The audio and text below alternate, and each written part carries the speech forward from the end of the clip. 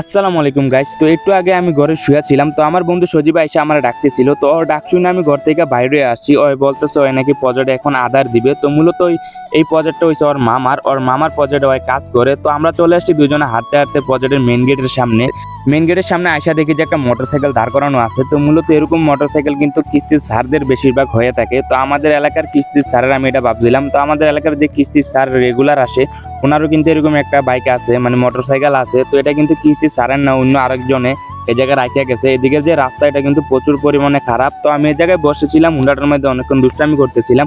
তো ওই সামনের বাড়ি একজন লোক এদিক দিয়ে যাইতেছিল ভ্যান নিয়ে। তো উনি বলতেছে এই জায়গায় রাখিয়া গেলে ভ্যানটা থাকবে নাকি ব্যাটারিগুলো খুলে নিয়ে যাবে। তো আমরা বলতেছিলাম এই জায়গায় রেখে গেলে কোনো সমস্যা নেই, আমাদের এলাকায় বেশি একটা চোরের আসা যাওয়া নাই, আপনি চাইলে এই জায়গায় রেখে যেতে পারেন। উনি বলতেছে আল্লাহ ভরসা, দেখা যাক যাইতে পারি কিনা। তো উনি উনার ভ্যান নিয়ে আস্তে আস্তে হাঁটতে হাঁটতে চলে গিয়েছে। তো আমি এই জায়গায় হুন্ডার মধ্যে বসে অনেকক্ষণ দুষ্টামি করতেছিলাম। তো আমার বন্ধু সজীবী বলতেছে মাছের নাকি খাবার দিতে হবে, দেরি হয়ে যাচ্ছে।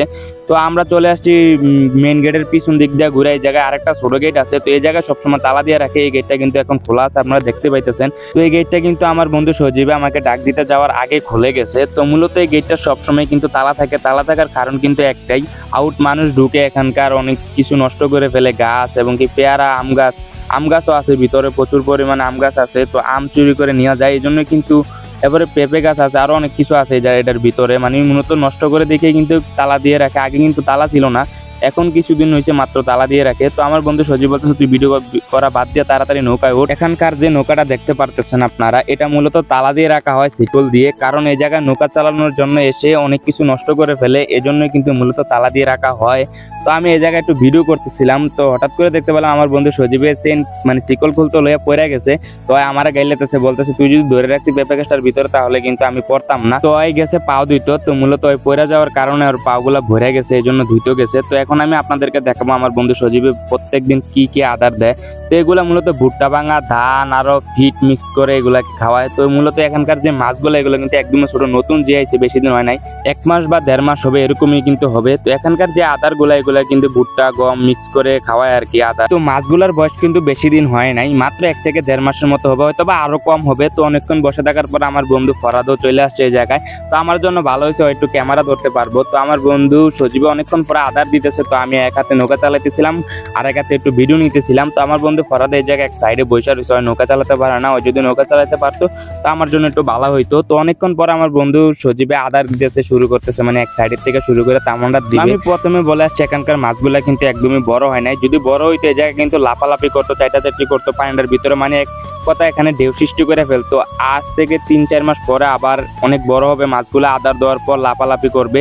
তো যে সময় আদার দিবে বড় হওয়ার পর এই জায়গায় কিন্তু নামা যাবে না, পানির মধ্যে হাত দিলে হাত বেড়া কামড় দিয়ে ফেলতে পারে, এরকম অবস্থা, মানে প্রচুর পরিমাণে লাফালাফি করে মাছগুলা বড় হলে। এই যে আপনারা এত বড় পথটা দেখতে পারতেছেন, এটা মূলত প্রথম 6 থেকে 7 জনে মিলে করছিল। তো ওনারা লস খাওয়ার পর সজীবের মামার কাছে বিক্রি করে দেয়। তো সজীবের মামার কাছে কত টাকা বিক্রি করছে এটা আমি বলতে পারবো না।